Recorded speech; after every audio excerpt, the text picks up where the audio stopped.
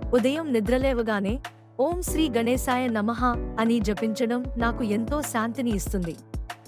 శుభోదయం పలకడం మర్చిపోకండి.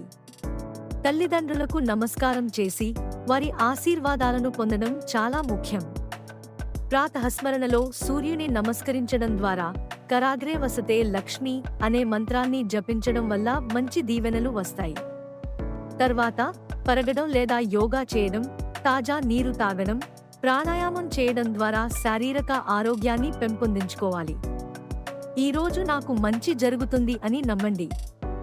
లక్ష్యాలను గుర్తుంచుకుని మంచి పుస్తకాలు చదవడం లేదా మంగళమైన పాటలు వినడం ద్వారా మనసును ఉత్తేజితం చేసుకోవాలి.